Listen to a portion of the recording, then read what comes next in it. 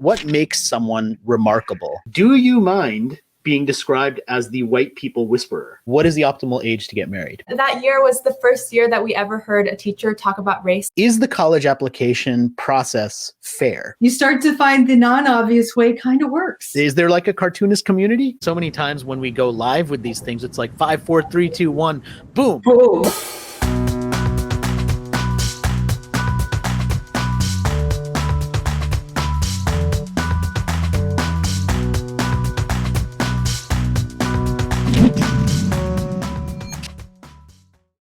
Welcome to the Non-Obvious Book Review. I am Rohit Bhargava, and today I am very excited to have Dolly Chugh with me, who is a professor at the NYU Stern School of Business. She is the author of A More Just Future, which is a fantastic book, which we're going to delve into, and she's an expert in the psychology of good people. Welcome, Dolly. It's great to have you. Thank you, Rohit. It's wonderful to be here. I am so excited to talk to you for so many reasons, but the first question I will ask you is, what makes A More Just Future non-obvious? Yeah. Well, I think what makes it non-obvious is that it's a book that has to do with history, written by a psychologist who can't even claim to be a history buff, let alone a history expert. But the reason for that is that I think many of us are starting to realize that there's some gaps or some mythology in our understanding of our country's past. And that seems like that should be an intellectual exercise to sort of correct the facts and the record. But I'm arguing it's as much, if not more, of an emotional and psychological exercise to do it. And that's why a psychologist feels like, an appropriate person to sort of step into this conversation. So, I mean, you've written about and studied what makes a good person. It's interesting that you now, with your second book here, talk about going backwards in history. What's the connection between those two things for you? Yeah, well, the second book came right out of the first book. The specific moment in the first book is there's a chapter where I talk about headwinds and tailwinds, and I offer this kind of what if scenario if somebody who's alive today, if their grandfather or great grandfather had been a World War II veteran, and in scenario A they were a white veteran, and in scenario B they were a black veteran, and it turns out the GI Bill, which many of us learned was absolutely transformative for our country in the rise of the middle class, the rise of the suburbs, the rise of home ownership, the rise of college attendance. It turned out that applied for white veterans, not for black veterans for the most part. They weren't eligible for it. And so I play out what that looked like over a couple of generations. But the truth is, I didn't know that until I was researching my book, the first book. I had no idea. And I was so flummoxed by this. My first reaction was, it cannot be true. This cannot be true. Yeah. And so then I dug. When it became so clear that it was true, and there was so much data and documentation, and I was like, okay. Then I was a little angry. I was like, how can that be true? How come no one told me? Blame others. Yeah. And then it led to some sort of other feelings of like shame and guilt of like, gosh, how could I not have known that? And why would I even, knowing what I do know about our country's past, why would I have assumed that white veterans and black veterans would be treated equally when, we were well before the civil rights movement at that point. So those emotions, that cascade of emotions in the first book planted the seed for me trying to understand how to cope with those emotions in the second book. And so one way to think about the first book is, how do we in the present as individuals understand, notice, and do better than our mistakes? And the second book, it's the same thing. How do we understand, notice, and do better than our country's mistakes? You did write about how it's a book about reckoning with our past. And the difficulty oftentimes with that is that we internalize that. We feel negative about ourselves, and our social identity. And it was so fascinating when you talked about how much that's wrapped into why we believe some things and why we're unwilling to change our perspective, to unlearn, as you say, what we had learned in the past. Right. Does it take a certain type of person to be able to do that? Or is this kind of in the capacity of everyone? It's just we have to somehow flip our switch in our heads. Yeah, I think it's in the capacity of everyone who's sort of open to learning. Like It's a learning exercise, and also what I refer to as an unlearning exercise. So I think anyone who considers himself a lifelong learner, and I bet everyone who listens to your podcast would put themselves Hopefully, in yeah, in that category, can also be a lifelong unlearner. And it's, that's a matter of like challenging our assumptions, testing hypotheses, rethinking narratives.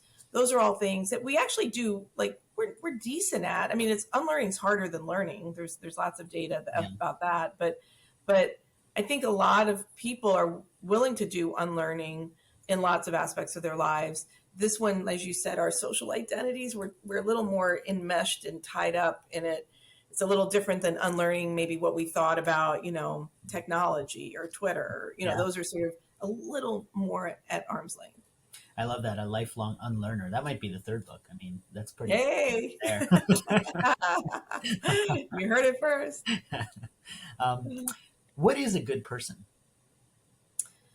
Well, I mean, I actually view this identity of good person as a dangerous one, and one to avoid. It's a brittle notion of either I'm a good person or I'm a bad person, and in that brittle sense, we close ourselves off to the kind of learning and unlearning we just described. Most of us, people have very different definitions of good person. White nationalists see themselves as good people. So there is a lot of us can claim that label. But for those who claim the label of good person as being someone who has no sexism, no racism, no homophobia, no ageism, no ableism, that's an unsustainable identity. And what I propose is that we try to be goodish people instead of good. Yeah. To be completely clear, goodish is not a lower standard. It's not like, oh, now I can make a lot of mistakes and I'm good. It's actually a higher standard. It's when I make those mistakes, I own them, and I own the responsibility of doing better the next time. Mm-hmm. Yeah, it is difficult to do for a lot of people because it requires a certain self-awareness. And one of the things you talk often about in the book is your conversations and relationship with your kids, and obviously you're a professor, so you're teaching young people as well. Yeah. Is this something that is either easier or more possible as you get older? And how do young people relate to that, and can they sort of make that happen for themselves sooner rather than later? Yeah, I actually think the younger people have a distinct advantage over the rest of us on this. Right.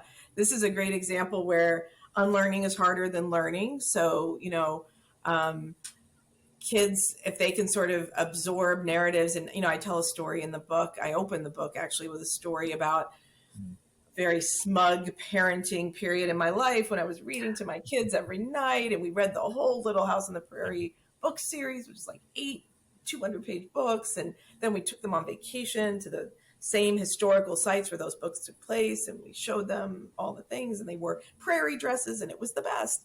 And I was feeling so proud of this educational historical narrative that I was feeding my children every night, and it wasn't until I stood on that prairie, like literally under that huge blue prairie sky, and I was like, hold on. Who lived on this land before the 1800s when the Ingalls family, and I still love those books, and I still view the Ingalls family as a hardworking, loving family that I wanted to expose my children to. But I also view that as only part of the story of the larger context, where of course there were millions of Native Americans on that land who were either directly killed or were killed through plagues and illnesses that were brought by the colonists, where there was lots of mayhem and bloodshed brought into their cultures that were otherwise living there. And so, I didn't tell my kids that, and I didn't really fully understand it, if I'm totally truthful. And so they have had to unlearn what I taught them. But what I have noticed is that kids, they haven't spent so many years drinking, this narrative. And so for them, they can soak up a new narrative pretty easily. Whereas I'm like, what are you talking about? It takes longer as they become more baked in. Right. And it strikes Exactly. me that one part of that story and being in that place is sort of what you described in the book of accidental history being everywhere. Like the places that Yes. we inhabit, the experiences we have, all have history behind them, but it's easy to not think about that. I mean, you can go to Central Park, which is another place you talk about, and just say, wow, this is a great park. Somebody must have Yeah. designed this awesome thing, and not necessarily think about what came before. So, Yes, exactly. That Seneca Village was a thriving yeah, Black village that was raised. Those people were removed from their homes in order to build this park, and exactly, and like even names of things. Manhattan actually, and I don't remember the root word off the top of my head, but comes from a Native American word. And so many of the names of the places, the names of our states and towns and streets, that is not something I noticed until the last couple of years. yeah.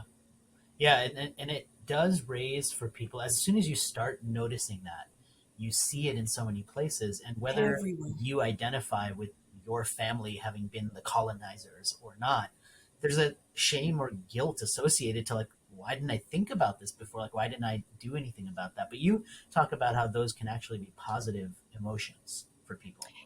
Yeah, I mean, I think first of all, emotion researchers distinguish shame and guilt in pretty precise ways. Where, let's take for example the Central Park, which is another thing I didn't know about until pretty recently. Um, if I feel shame about not knowing that, then I feel like I am a bad person. And like I said before, good person, bad person is a brittle place. We will always push away that bad person identity in search of the good person identity. If I feel guilt, I don't feel that I am as a human being a bad person. I feel like I, my ignorance is a bad thing, or my lack of awareness is a bad thing. It's like something specific about what I did or didn't do is the bad thing. And what typically happens with shame is that when we feel shame, we sort of pull back. We do less to fix the thing. When we feel guilt, we actually go into action. We fix the thing. And so I didn't know the thing. Let me go know the thing. And so those emotions don't have to. I think it's not like shame and guilt like I did a thing 400 years ago. I mean, obviously I didn't, but the truth is I do benefit from the thing that happened 400 years ago, right? Like Right, that right. part is there for me to enjoy. I spent, several hours in it this weekend. So there's so much resistance to those emotions, and what I'm wondering is, can we actually use them in our favor? Yeah, and part of the way that you talk about it seems like using them in our favor is to start embracing something that we're not used to thinking about, which is that two things can be simultaneously true. Right. And you talk about what was really interesting. You talked about the Independence Day dates, July 4th, and Juneteenth, June 19th, where and the difference between those two conceptions of when quote unquote freedom in America actually happened. Right. And it's in the context of something called the paradox mindset. So Yeah. talk about the paradox mindset and what it is, first of all, and then what it takes to adopt that for yourself. Absolutely. Yeah. And by the way, I mean, this is like the long list of things I didn't know about until a few years ago, and Yeah. Juneteenth would be another one of them. Um, and even sort of more perplexing is like, I mean, I may not be like a history expert, but I did understand that 1776 was like almost 100 years before the end of the Civil War. I mean, that You're a much math expert, so that's so how I sort of thought Independence Day was independence for everyone, I'm not sure. I just never thought about it. I kind of took the red, blue, white, and blue narrative at face value. Um, and so the paradox mindset, this is work by Wendy Smith, Marianne Lewis, and others, and they have a new book out that captures a lot of this research called Both and Thinking. It's really amazing what they show with what they call activating a paradox mindset. Our brains are wired for consistency. The picture on the wall is a little crooked. We want it to like straighten out. We want things to line up. yeah. But we can override that wiring by simply telling our brain it's okay if things don't line up. It's okay if two contradictory statements are both true, which is what a paradox is. And so when we tell our brains that, when we activate a paradox mindset, what their research shows is that we actually become more resilient and more creative in response. In other words, we're able to sort of navigate. Like, resilient to me says when those emotions overcome me and I want to pull back and shut down and, you know, say that's not true, I have the resilience to push through.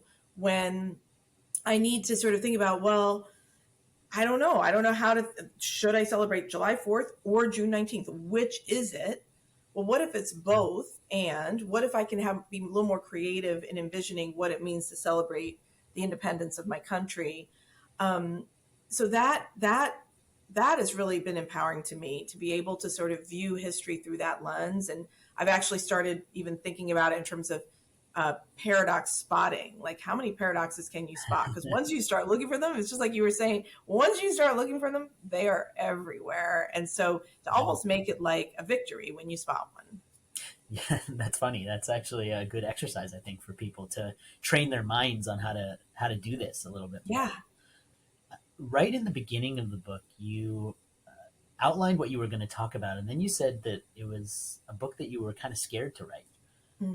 Talk a little bit about that. Why was this a scary prospect to write about this book in this way? Yeah, I think there are a couple layers to my fear. One is that I signed the contract to write this book in 2019. And at that point, I had written my first book. My first book had gone well. I had publishers interested in talking to me, which was delightful. But the response for the most part that I got was, we'd love to see you write another book, just not this one, because it feels, like, who's thinking about the past? Like, this isn't a relevant topic on like a wide swath of the population's mind. This was 2019. And of course, what we know happened in 2020 is that critical race theory, which was an academic term that I knew of because I'm an academic, but most Americans did not know that term, suddenly became like a household word that was being applied to all sorts of things that weren't. It became a lightning spark. It absolutely did. And so this book that sort of went from being seen as not so relevant, that, by the way, Stephanie Hitchcock, who's my editor on both of my books, did see the relevance in, even in 2019, suddenly went from, like, most people thinking, I don't know that this is the topic, to being very conspicuously the topic. And so I'm a introverted, risk-averse person by nature. So suddenly writing something that feels that visible and that polarizing is scary for me. Well, and what happened since the book came out? Since this book came out, well, so far it's only been out a few weeks, but it's been an incredibly positive response. It's my suspicion that I wasn't the only person grappling with these things has proven true. Like, people really seem to be responding to it, and now I'm just trying to connect.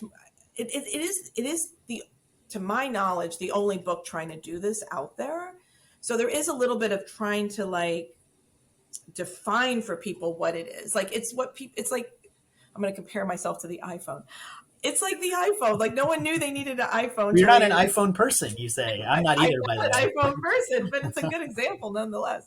I think in some ways my book's like a thing people don't necessarily know they're looking for until they start reading it. And then they're like, oh, that's what I was looking for. So I'm kind of in that, like, stage of the discovery process. Well, I mean, let's jump back maybe a second to this, the idea of the paradox, because one of the paradoxes inherent in this is something that I've thought about for a long time, because I've done a lot of storytelling. I love stories, and I know scientifically humans love stories.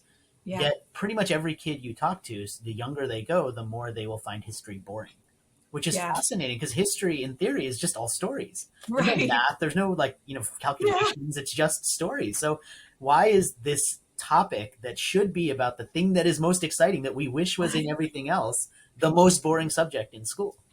Yeah, I mean, I've wondered that too. And I am not at all expert in the sort of teaching and learning of history, but, I do remember Mr. Stewart, who was my 12th grade history teacher, absolutely capitalized on the story part.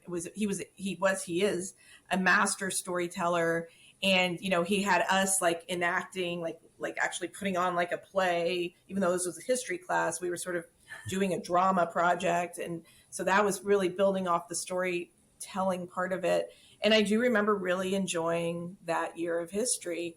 So there's probably something, and I wonder, I have no facts to back this up, but I wonder if like there's some pressure around test standards, et cetera, about how many facts have to be contained in a curriculum that make it harder for educators to sort of go to the storytelling part, which probably means covering less content, but in a deeper way. I bet that's probably contributing to it. But yeah, there is definitely a missed opportunity. I mean, Hamilton obviously proved that. My daughter was studying for a history test or something, a quiz recently, and she was just rattling off the facts. I was like, how do you know all that? And she's like, Hamilton, you know, and it was like not her class, it was from Hamilton. See, that's all we need. We just need multiple musicals I to know. relay all of U.S. history, and then we need to totally transform the AP U.S. history test to test that actually matter. That's it. That's all that's required. There it is. That's it. That's the recipe. That's awesome. One concept that you wrote about, which actually I wasn't familiar with this term until I read your book, was a historiographer. Say it right. What is that? Yeah, I wasn't familiar with that term until I wrote my first book, historiographer. So historiographers are historians who study how we study history. It's like super meta. Yeah. And you know, it makes total sense once you know about it that somebody would want to look at what are the stories we've told ourselves and what have we left out of those stories? What have we included? What is factually true? How much consistency is there in the stories? What is described as having a cause and effect, or even multiple causes to an effect, versus being simply like it just happens, almost like an act of God, as opposed to with a man-made cause and effect. So this study, the field of historiography, this was another place in my first book that got me thinking about the past more than I had in the past. Was trying to understand what we did and didn't learn ourselves, and what we are not teaching kids and others now. By the way, I was at my parents' house recently, and they still have the like old encyclopedia, the Encyclopedia Britannica that I had growing up in high school.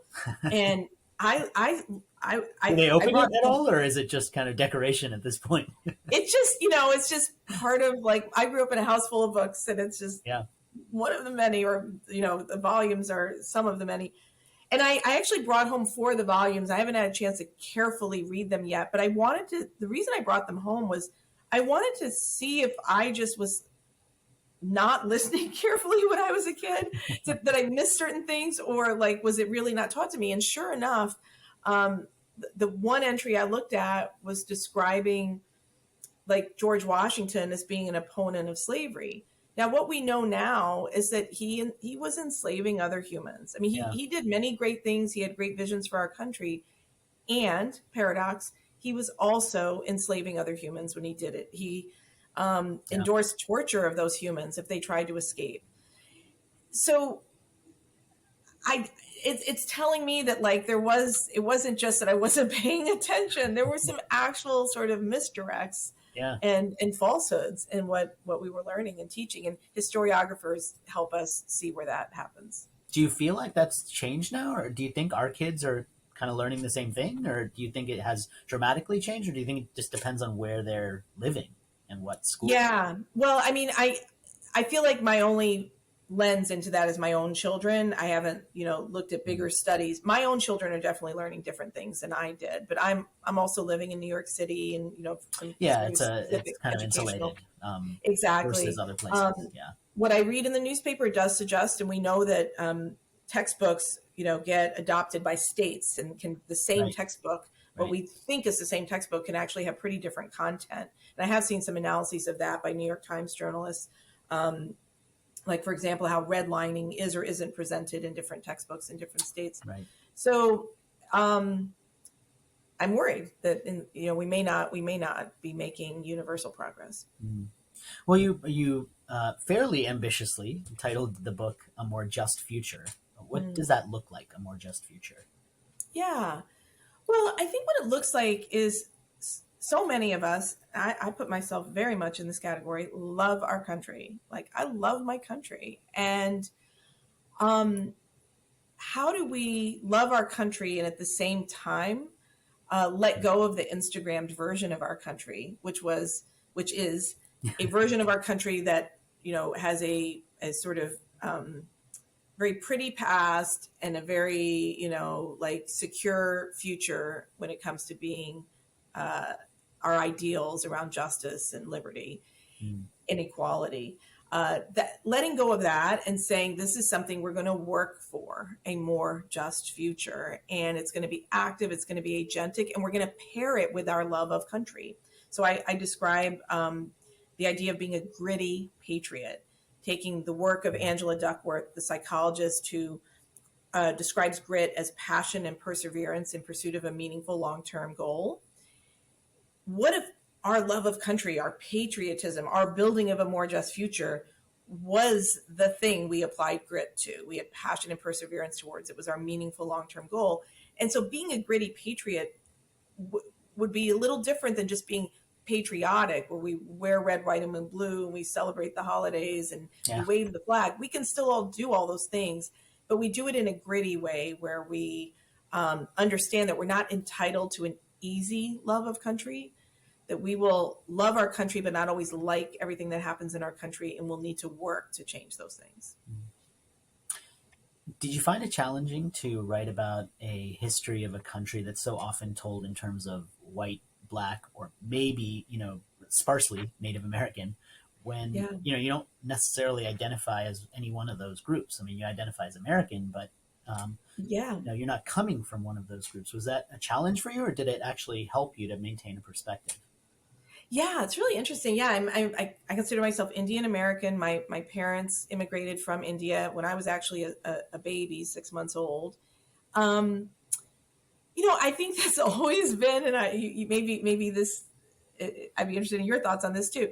I think there's always sort of been like it's taken effort to sort of find one's place in the story and in the, whether it's about the past or the present.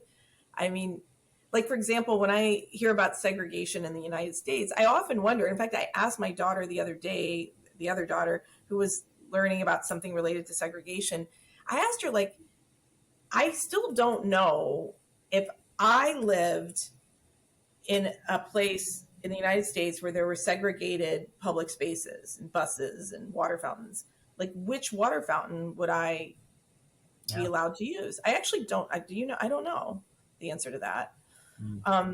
So I think there's always sort of been this, like, where do I fit in element to being an American. My love for this country, there's no confusion there, but kind of where my country puts me, sometimes I'm not sure. Yeah. In terms of writing this story, I'm sure on an unconscious level, it's easier for me to write when I don't identify as white, and therefore I'm not as enmeshed in the sort of historical brutality that some white people at some times did enact on people of color. That's got to make it easier unconsciously. And I think people listen to me in a different way when they don't see me as white or black or Native American. That maybe it's a little easier to be seen as a observer and recorder of this. Maybe, but I noticed that you didn't.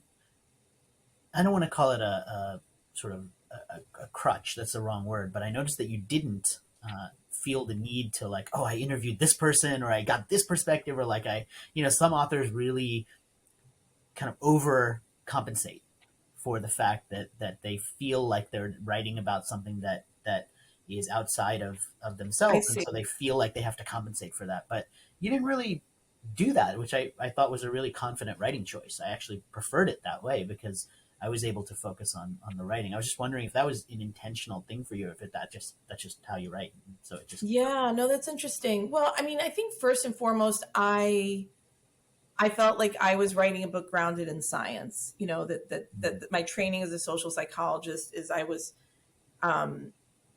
offering evidence-based recommendations. Has every single one been tested specifically the way I describe it? No, but I'm taking things that are in peer-reviewed journals and trying to like connect the dots to create what seems like a reasonable set of tools and recommendations, you know, that's backed by science. So I think that I feel like that's the platform of the work.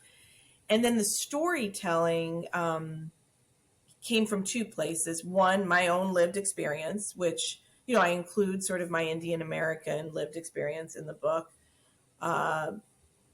And then two, from the people I interviewed. And I interviewed fewer people in this book than I did in my first book. I think in my first book, I don't know if it was a confidence thing or because I was talking about biases, I felt like I needed to talk about a lot of different kinds of biases in the first book. Yeah. Whereas this one in some ways was more narrow. It really was sort of around race. So I wasn't tackling gender. And so I guess maybe, I don't know, it wasn't fully conscious, but I see what you mean. Yeah. I mean, I guess my sort of final thought on this or question for you is, now that you've gotten this book out into the world, what do you hope happens next for people? Like, what is the, Yeah. I know that you sort of talked about this what's next thing. I think your poem that you shared from your daughter sort of ended on that thought too in the final part of the book. Yeah, what is next? Yeah. Well, I mean, my hope is the book leaves people feeling more hopeful, more resilient, and seeing a path forward at a time when I think a lot of us are worried about the path forward. And I think that's people of, you know, multiple political parties right now and independents are feeling that, like, what's the path forward right now? And I hope, I certainly don't, I'm not contending that I can sort of solve the polarized, divisive nature of our country right now.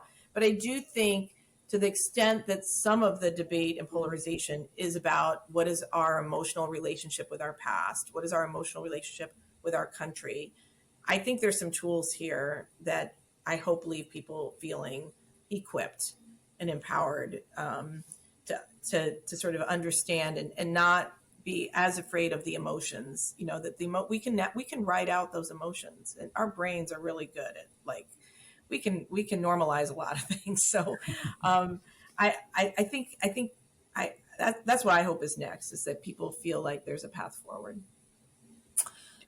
We have been talking with NYU professor Dolly Chugh. Her book is A More Just Future. Fantastic book. This is the Non-Obvious Book Review. I'm your host, Rohit Bhargava. Dolly, thank you so much for joining us. What a fantastic conversation. It was a thrill. Thank you, Rowan.